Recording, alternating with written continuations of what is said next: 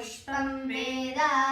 पुष्पवान् प्रजावान् पशुमान् भवति चन्द्रमा वा अपां पुष्पं पुष्पवान् प्रजावान् पशुमान् भवति य एवं वेद योपामायतनं वेद आयतनवान् भवति अग्निर्वा अपामायतनम् आयतनवान् भवति यो अग्निरायतनं वेद आयतनवान् भवति आपो वा अग्निरायतनम् आयतनवान् भवति य एवं वेद योपामायतनं वेद आयतनवान् भवति वायुर्वा अपामायतनम् आयतनवान् भवति यो वायोरायतनं वेद आयतनवान् भवति आपो वै वायोरायतनम् आयतनवान् भवति य एवं वेद योपामायतनं वेद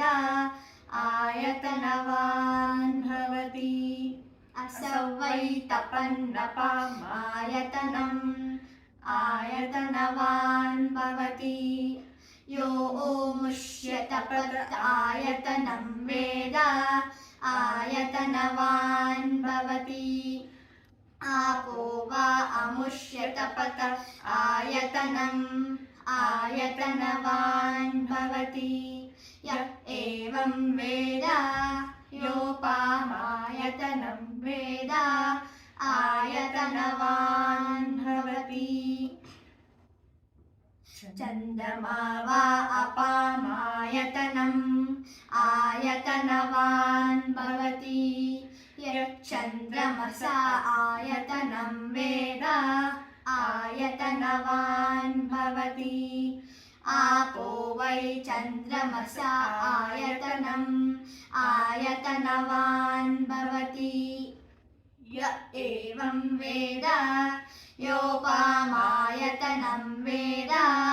आयतनवान् भवति नक्षत्राणि वा अपामायतनम् आयतनवान् भवति यो नक्षत्राणि वा आयतनं वेद आयतनवान् भवति आपो वै नक्षत्राणि वा अपामायतनम् आयतनवान् भवति य एवं वेद योपामायतनं वेद आयतनवान् भवति पर्जन्यो वा अपामायतनम् आयतनवान् भवति पर्जन्यस्यायतनं वेद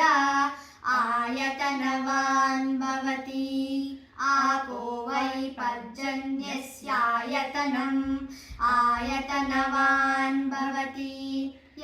एवं वेद योपामायतनं वेद आयतनवान् भवति संवत्सरो वा अपामायतनम् आयतनवान् भवति संवत्सरो वस्यायतनं वेद आयतनवान् भवति आपो वै संवत्सरस्यायतनम् आयतनवान् भवति य एवं वेद योऽप्सु नामां प्रतिष्ठतां वेद प्रत्येव तिष्ठति राजाधिराजाय प्रसस्यान्येः नमो वयं वै श्रवणाय कुर्महे समे कामान् कामकाय मह्यं कामेश्वरो वै श्रवणा ददात् कुबेराय वै श्रवणाय